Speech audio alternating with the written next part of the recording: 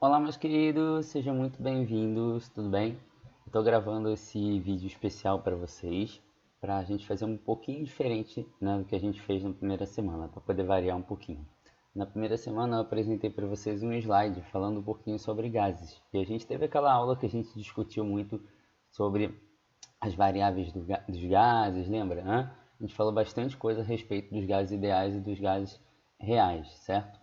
Hoje a gente vai falar um pouquinho mais sobre a questão dos gases e também sobre a primeira lei da termodinâmica, tá ok? Então eu te convido para assistir essa aula, vamos lá? Aqui, galera. Deixa eu passar o slide aqui. Ok, vamos lá. Ó, aqui a gente já começa com a ideia de termodinâmica, tá? Eu tô tendo que olhar um pouquinho para cá porque eu tenho dois monitores aqui na minha frente, tá bom? Então, só para vocês saberem. E eu tenho que olhar, galera, para a palavra termodinâmica, né? O que que ela me traz. Vamos lá. Termodinâmica, na verdade, vai ser essa parte da física, tá? Que a gente vai estudar, que ela transforma basicamente, né, os tipos de energia em energia mecânica, né? A gente tem essa conversão aí de energia térmica e energia mecânica, né? Então, basicamente, é isso que a termodinâmica estuda, né? Em resumo. Lembrando que vocês vão ter esse slide disponível, né, para vocês poderem consultar e estudar por ele durante a semana, tá bom? Então vou deixar ele lá no Classroom para vocês, tá bom? Vamos lá. E eu vou ser objetivo, né? Porque a gente não demorar muito tempo aqui, né? Com o slide. Aqui, ó. A gente tem alguns personagens que são bem interessantes, né, galera? Assim, a gente observa que a termodinâmica, na verdade, ela não é algo inventado por uma pessoa só, né? Não foi criado por uma pessoa só. Ela é uma evolução de pensamento, né? Que ocorreu através de vários e vários séculos. Então, na verdade, a gente tem ali, ó, Joseph Black, James Watt, Benjamin Thompson, né? Que um bem importante também, né? Que William Thompson e Lord Kelvin, né? No caso, também é bem legal, né? Prescott Joule, então vários desses a gente vai ouvir falar até o terceiro ano do ensino médio, ok? Então vocês, né, que vão aí ingressar no terceiro ano que vem, né? Se Deus quiser. E aí vocês vão ouvir falar muito também desses, né? Desses cientistas bem famosos aqui, que eles falam um pouquinho, né, sobre essa matéria que a gente está estudando e sobre outras matérias que a gente também vai estudar lá no futuro, tá bom? Então vamos lá. Ele vai falar um pouquinho sobre a ideia do contexto histórico, né? Basicamente, como é que é a necessidade dessa termodinâmica, né? Por que termodinâmica? E assim, eu lembro que uma vez eu fiz uma aula conjunta com o João Marcos, né? Acho que talvez eu tenha fotos dessa aula ainda, eu disponibilizo para vocês depois. E era basicamente o seguinte: o João estava explicando o contexto histórico da Revolução Industrial, quando o camponês ele tinha que deixar o campo, quer dizer, ele tinha uma manufatura, né, ele fabricava as coisas manualmente, ele começa a fabricar por meio de máquinas, né, quer dizer, há esse advento das máquinas ali, né, e ele começa a enviar a produção dele para a cidade. Então, quer dizer, o fluxo começa a aumentar. E aí você precisa de meios de transporte para poder levar essa produção, entendeu? E aí a gente tem lá a Revolução Industrial acontecendo. E isso só acontece, na verdade, por causa da ciência desenvolvida na época, né, que permite essas máquinas, que é uma tecnologia nova, né, e também essa escoação, né, escoar a produção, né, que existe naquele momento. Então ele consegue escoar essa produção. Como é que ele faz isso? Ele faz isso através, né, de, de máquinas a vapor, enfim, né, aquelas que a gente vê em filme meio antigas, né? Enfim, são essas máquinas, né, que conseguem transportar, né, as coisas da cidade para o campo e do campo para a cidade. Então ali acontece a Revolução Industrial, é basicamente o que ele vai falar aqui nesse slide, tá ok? Leia depois com calma e você vai entender aqui do que ele está falando. Ah, ele fala da relação entre a história e a ciência, né? Dentro disso que eu já falei para vocês, quer dizer, a gente pensa muito em ciência como algo separado de qualquer outra matéria, né? A gente pensa assim, física é física, né? Não tem nada a ver com história, não tem nada a ver com geografia. E não, a gente a todo momento, galera, a gente mostra para vocês, né? A gente se esforça para mostrar para vocês que o conhecimento ele é único, né? O conhecimento ele provém de Deus e ele pode ser estudado de diversas maneiras, mas, por exemplo, se você pega um tema nosso, né, que é aqui da matéria, que é energia, Energia tem a ver em química, né? A gente vai ter energia em química, a gente vai ter energia em física, a gente vai ter energia em biologia, a gente vai ter energia no contexto histórico, no contexto da geografia. Então significa que essas disciplinas, né, elas são conjuntas. E isso que é legal no conhecimento, porque a gente consegue aprender coisas novas, né, e a gente consegue linkar as informações e ver que essas matérias são bem abrangentes. Então essa matéria que a gente está estudando agora é muito legal por causa disso. Vamos lá, pessoal. Aqui, ó. Ah, Charlie Chaplin, né? Já ter esquecido aqui. Então, Tempos Modernos, né? Eu convido vocês a assistirem um pouquinho de Tempos Modernos. Vou ver se eu consigo encontrar o vídeo no YouTube e disponibilizar para vocês lá. É bem legal, vale a pena para a gente poder enriquecer o nosso conhecimento. E ele fala desse período, né? Da Revolução Industrial, né? Do advento das máquinas, enfim, né? De como isso alterou, né? A rotina daquela sociedade. Vamos lá, a parte física, né? Essa parte também tem muito a ver com química, tá? E aí a gente tem que observar o seguinte: a gente fala basicamente de moléculas, né? Vamos lembrar um pouquinho da primeira aula? Na primeira aula eu falei muito para vocês que a gente tinha os gases reais e gases ideais, correto? Os gases ideais, eles são modelos, galera, tá? Então, modelos de gases, né? Ok. Eles têm que obedecer o quê? A CNTP, condições normais de temperatura e pressão. Certinho? Beleza. Vamos lá. Então, galera, né, com base nisso que a gente aprendeu na primeira aula, a gente vai analisar a seguinte situação. Esses gases, eles não ficam essas moléculas, né, de gás, elas não ficam em repouso, elas ficam se movendo o tempo inteiro, né? E assim, elas acabam adquirindo velocidade, né? Se elas vão se mover, elas acabam tendo velocidade. Isso gera pra gente, galera, uma ideia de energia cinética. Vocês lembram lá do primeiro ano, né? Energia cinética envolve a questão da velocidade. Então, durante essa movimentação toda das moléculas, enfim, né, o que acontece com elas? Elas acabam se chocando, existem choques, colisões, tá? E essas colisões, elas vão acabar gerando para a gente, né, um aumento da temperatura. E aí foi aquela matéria, né, que a gente estudou lá no início, né, no nosso quando a gente ainda estava em sala de aula, falando que quando as moléculas elas se agitam muito, né, elas têm essa colisão, a energia oriunda ali da energia cinética, né, do choque das moléculas, ela se converte em energia térmica, entendeu? Então é isso, lembrando do processo, tá? Galera, a gente tem aí, ó, na verdade um U, né, que a gente não tinha, e aí é novidade isso. A gente vai contar esse U aí como energia interna, tá ok? Então isso vai receber um nomezinho especial agora. Então essa energia interna, né, no caso, ela é a soma das energias do estado do gás naquele momento. Então a gente soma essa energia cinética, a gente soma essa energia potencial que existe ali naquele momento e a gente considera a soma dessas energias como uma chamada energia interna. Grava essa informação, gente, grava essa informação, porque isso vai ser importante para a gente utilizar na primeira lei da termodinâmica, tá bom? Esse U vai aparecer na primeira lei da termodinâmica, então ele é essencial para a gente, tá ok? Vamos lá.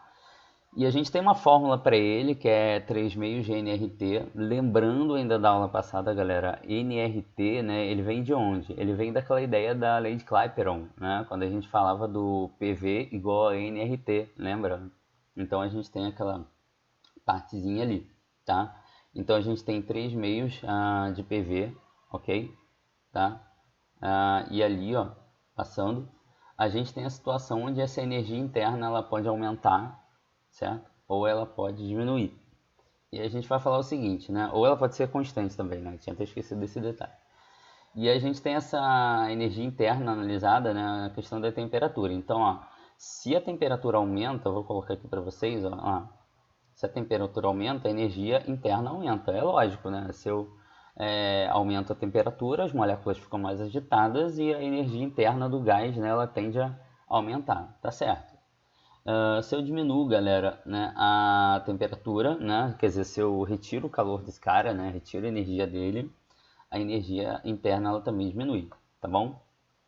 E aí eu sei que se eu considero variação de temperatura como zero, quer dizer, ele não varia a temperatura, ele conserva a temperatura, né? Lembrando ainda da aula passada, é o estado isotérmico, né? A gente tem aí, galera, ΔU igual a zero, tá? Então, fica essa dica aí, tá ok? Vamos lá. Aqui, ó. Trabalho numa transformação. Dá uma olhadinha nisso aqui com carinho. A gente tem 3 desenhos aqui, né? E a gente consegue entender o seguinte, que essa partezinha prateada aqui, ela se chama êmbolo, tá? Então, ó, grava esse nome aí. Isso se chama êmbolo. Aí você vai falar, Celinho, como é que é esse negócio de êmbolo? Lembra da seringa? Já viu uma seringa? Seringa, né? Então, aquela partezinha preta da seringa, né? Que separa ali o líquido do que está fora, aquela parte é o êmbolo da seringa, tá? Então é a mesma coisa, ele tem a mesma função. Ele vai separar o gás, né? O gás vai ficar do lado de dentro. Então ele serve para isso. E aí a gente tem ar do lado de fora ou qualquer outra coisa, ok? E a gente vai considerar esse trabalho, galera, né, como aquelas variáveis do gás que a gente aprendeu. Porque você tem que lembrar que, na verdade, o gás ele dependia da ideia de pressão, certo? Né? E se eu combino essa ideia de pressão, isso me dá também uma variação de volume, certo? Então, quer dizer, eu vou juntar essas duas informações, né? E vou colocar trabalho do gás, tá? O trabalho que o gás realiza, ele é proporcional à pressão do gás, tá? A pressão dele nas paredes do recipiente, vezes a variação de volume. Pensa no seguinte, né? De repente você está confuso com isso, pensa no seguinte. Você está enchendo o balão de festa, você está soprando, né? Aniversário de um amigo seu, enfim, você foi lá ajudar e você está soprando o balão. Tá soprando. O que está acontecendo com o balão, galera? Ele está aumentando o volume, não está? E se a gente aumentar o volume, vai acabar aumentando também a pressão, correto? Então, tem pressão e tem volume, ok? Então é essa a ideia, quer dizer, você está realizando ali um trabalho, ok? Então é isso, a pressão e volume, né, dão essa proporção para a gente. Lembrando, galera, que essa variação de volume, ela não é sempre positiva, tá? Ela também pode ser o quê? Negativa. Por quê? Porque pensa na seguinte situação. Olha esse ângulo aqui, né? Se eu aqueço, como ele falou no slide anterior, a variação da energia interna ela é positiva. Ou seja, o gás vai empurrar o êmbolo, né? Porque ele vai expandir, as moléculas vão ficar mais afastadas. O que acontece? O êmbolo sobe, correto? Beleza. Agora considera a situação do seguinte. Você retirou a energia desse cara, né? Então, perda de calor, né? Perdeu o calor para o meio. O que vai acontecer com o êmbolo? Ele tende a descer, ele vai descer em cima do gás. Então aqui a gente tem um trabalho que é potente. Aqui, galera, a gente tem um trabalho que é resistente, entendeu? Esse trabalho é positivo, esse aqui é o que? Negativo, entendeu? Então significa que quando o êmbolo realiza trabalho sobre o gás, a gente tem um trabalho negativo, tá? Então fica essa dica, né? Pensa bem nessa questão do êmbolo aqui, ó, do êmbolo do gás, né? Que há situações onde o gás empurra o êmbolo e há situações onde o êmbolo cai sobre o gás, entendeu? Então tem a situação do positivo e tem a situação do negativo também, tá? Então a gente tem essa variávelzinha aí para considerar, tá certo, galera? Vamos lá. No gráfico, como é que é isso? Você lembra que a gente viu muito essa questão do gráfico, né? A gente tinha gráfico PV, né? Gráfico VT, enfim, vários deles, mas aqui a gente tem pressão por volume mesmo. E quando eu considero a ideia de pressão por volume aqui nesse gás, olha que bacana, ó. A pressão está se mantendo constante, mas ele está variando o volume. Então esse cara realiza trabalho, entendeu? Esse cara realiza trabalho, porque ó, ele tem uma variação de pressão e ele, aliás, desculpa, perdão. Ele não tem uma variação de pressão, mas ele varia volume. Então ele consegue fazer essa realização aí do trabalho. A gente não perde nada na fórmula. Agora seria um problema, galera, se, por exemplo, eu tivesse um gráfico, né, que ele montasse para mim uma reta na vertical. Porque aí ele teria um só volume e duas pressões consideradas, vamos chamar assim. E qual a implicação disso? Né? A implicação principal disso é que ele não varia volume. E a situação, galera, isso é importante, se ele anota aí no seu caderninho, se ele não varia volume, o que a gente faz? A gente considera o trabalho nulo, tá? Então, se eu estou lá na situação, né, do meu gás, né, que a variação da energia interna dele, né, não aconteceu, ele não empurrou o êmbolo para cima e também nem foi empurrado pelo êmbolo, né? O gás não empurrou e também não foi empurrado. Então, o que acontece, galera? Nessa partezinha, né, a gente considera aí, né, que o trabalho dele é nulo, tá bom? Então já fica essa dica aí. Aqui tem mais uma, que é uma curvinha também. Geralmente a gente calcula a área desse cara, tá? Então, ó, se prepara para calcular a área de figura geométrica, tá? Vai ficar bem legal. A UERJ adora isso, galera. Adora, adora. Se você quer fazer o UERJ, ó, vai ter que estudar essa matéria aí, porque ela cai bastante. Entendeu? Cai mais do que no Enem. Aí, galera. Trabalho numa transformação, né? A gente observando a questão do trabalho de novo. Que o trabalho pode ser positivo para a situação de expansão, mas isso eu já tinha falado.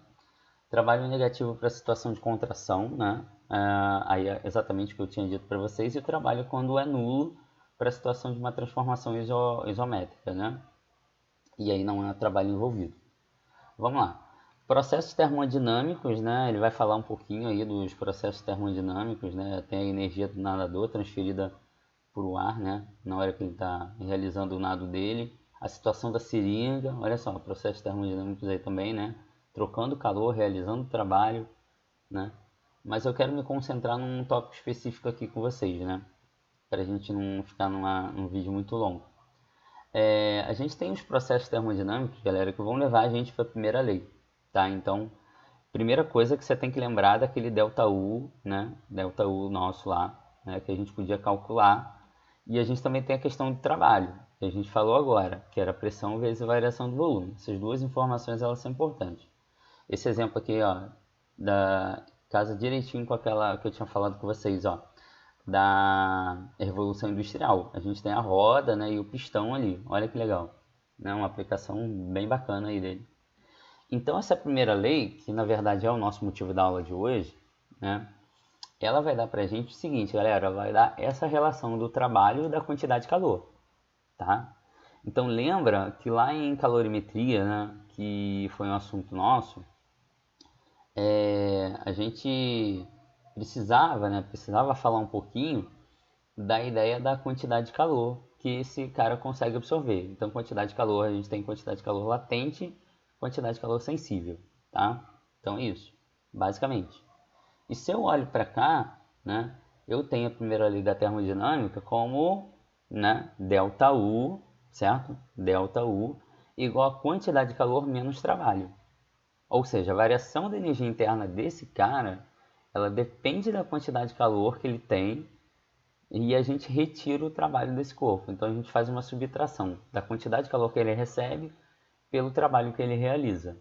É como se eu falasse para você o seguinte, olha, você vai comer 1 quilo de macarrão, né, sozinho. E você vai ter que fazer muito exercício físico, entendeu? Então, ó, esse quilo de macarrão ele vai gerar uma energia para você, vai gerar uma quantidade de calorias. O que você vai fazer com o exercício físico é queimar essa quantidade de calorias ou parte dela. Você não vai conseguir queimar tudo. Então, Q, né, é a quantidade de calorias, entre aspas, né, fazendo uma analogia, e o trabalho é esse exercício físico que a gente realiza, tá bom? Então é isso, ó. Basicamente, ó, ΔU igual a Q menos trabalho. Tá certo, galera? Então, dá uma olhadinha que essa é a primeira lei. Quais são as implicações, né, da primeira lei da termodinâmica? Tem algumas implicações aí. Primeira, em gases, na verdade, a gente tem 3 estados, né, que é o isotérmico, o isobárico e o isocórico. E nesse cara aqui eu tenho basicamente 4 estados, né? Eu tenho o isotérmico, o isobárico, o isocórico e o adiabático, né? Então vamos falar de cada um deles. Vamos lá. Ó, aqui eu tenho ΔU igual a zero, né? ΔU igual a zero. E aí eu tenho quantidade de calor, galera, menos trabalho igual a zero. Então eu tenho quantidade de calor igual a trabalho, tá? O que é igual ao trabalho. Então significa o seguinte, que eu vou brincar agora de pegar a fórmula da termodinâmica, né, que é essa primeira, que é ΔU igual a Q menos trabalho, e vou trocando algumas variáveis. Eu vou zerar uma por uma, entendeu? E eu vou começar zerando o próprio ΔU. Porque se ele me fala que é isotérmico, o isotérmico conserva a temperatura, correto? Se ele conserva a temperatura, ele varia a energia interna. Não, porque a gente aprendeu que a energia interna ela é o resultado, né, da cinética das moléculas, né, da energia das moléculas. Se eu não vario a energia, elas vão continuar como elas estavam. Então significa que a variação da energia interna é zero, tá? Então a gente tem, ó, quantidade de calor Q menos trabalho igual a zero. Eu passo o negativo para o outro lado e tenho quantidade Q igual a trabalho. Então isso numa transformação isotérmica, de um sistema, o trabalho realizado é igual ao calor trocado. Aí você vai falar em gráfico, como é que isso fica? Vamos lá. Ó, a gente tem pressão por volume. Lembra, galera, dessa curvinha? Essa curvinha a gente chama de isotérmica, tá? Então essa curvinha aqui é nossa isoterma, tá ok? Então isso aí, já serve de aviso pra gente. Eu posso ter a isovolumétrica, né? O que é isovolumétrica? Aquela que eu falei com vocês lá atrás, não tem nem 5 minutos. Eu falei o seguinte, eu falei a isovolumétrica, volume constante. Né? Volume constante, galera, ele não vai variar volume, o trabalho é nulo. Então, ó, se o trabalho é zero, o ΔU igual a Q menos zero. Então, ΔU igual a Q, ou seja, a variação da energia interna é igual à quantidade de calor recebido. Né? Numa transformação isovolumétrica, né? Também pode ser chamada de isocórica. A variação da energia interna ela é igual ao calor trocado com a vizinhança, tá? Então é isso.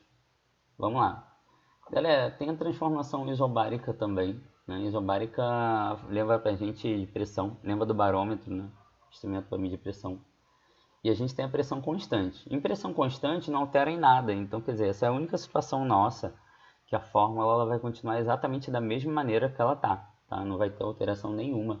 Então a gente vai continuar com ΔU igual a Q menos trabalho. Não altera em nada. Até porque eu não tenho como zerar a energia interna, porque ele variou a temperatura. Né? É só a pressão que é constante. A quantidade de calor que eu tenho é quantidade de calor sensível, então é Q igual a mc delta θ, ou seja, também não depende da pressão. E o trabalho, na verdade, ele tem a pressão, né? Pressão vezes variação de volume. Mas a pressão, no caso, ela já é constante. Então, não mexe, não interfere em nada na nossa fórmula principal da primeira lei. Tá ok? E a gente tem a última, que é a transformação adiabática, né? Vamos lá. Galera, transformação adiabática, em resumo, eu vou te falar o seguinte. Ela considera como se essa quantidade de calor ela fosse zero. Porque lembra a quantidade de calor que eu falei agora? É Q igual a mc delta θ, né? Q igual a mc, massa, vezes calor específico, vezes variação de temperatura. Correto? Beleza. Lá de calorimetria, lembra da aula? Aí você pode considerar o seguinte, tá? Já que eu tenho Q igual a mc delta θ, eu posso escrever que se o meu Q é zero, porque eu não vou ter variação, né? Aí de temperatura, né? Ela vai ser adiabática. Então eu tenho Q igual a zero, o que vai me dar o ΔU igual a zero menos trabalho. E aí, se eu tenho menos trabalho, eu vou chamar meu ΔU de menos trabalho, menos W, tá aqui, ó, que a gente chama de ômega, na verdade, né? Cada vez que você fala W, morre um professor na China. Aqui, ó. ΔU igual a Q, desculpa, a menos trabalho. Galera, esse trabalho é negativo, significa que tudo que a gente viu até agora inverte. Então, quando eu tenho variação de energia interna positiva, esse cara me dá um trabalho negativo. Quando eu tenho uma variação interna negativa, ele me dá um trabalho positivo. A gente troca as situações por causa do sinal, entendeu? Só porque esse Q foi igual a zero. Então tá aqui, ó, numa transformação adiabática, a variação da energia interna do gás ela é igual ao módulo do trabalho realizado, né? Aqui tem a transformação cíclica, né? Você vai falar assim, mas o que é uma transformação cíclica? O nome ele já dá uma ideia pra gente. O ciclo ele é algo que começa num ponto e ele dá uma volta, mas ele volta, né? Ele retorna para o mesmo ponto. E é o que a gente tem aqui, ó, do 1 para o 2, do 2 para o 3, do 3 para o 4 e do 4 para o 1 de novo. Ou seja, para cada partezinha dessa, eu vou analisando a questão do trabalho. Então, se tiver uma questão, por exemplo, de cálculo, eu vou fazer de maneira separada, do 1 para o 2, do 2 para o 3, do 3 para o 4 e do 4 para o 1, entendeu? Eu vou fazendo parte por parte. Não vou fazer tudo ao mesmo tempo, tá bom? Então dá pra gente fazer isso aí. E o trabalho, no caso, né, no caso do nosso gráfico aqui, ele pode ser dado como a área alimentada pelas quatro transformações. Então, nesse caso aqui, galera, é um quadrilátero, né? Se eu não quero fazer pela soma dos trabalhos, eu posso fazer pelo menos pela área do quadrilátero, que também vai me dar uma informação interessante. Entendeu? E é isso aí, galera. Eu espero que vocês tenham gostado, né? A gente fez um resumo, né, desse conteúdo para vocês. E revejam a aula, tá? Revejam o slide e procurem tirar dúvida, tá? Sempre que possível, tá? Lembra que a gente está disponível e aí é só vocês chamarem lá no Classroom, né? Para botar lá que vocês estão com dúvida que eu respondo para vocês, Bom, bom estudo, boa semana, tá? Se cuidem, que Deus proteja vocês. Amém.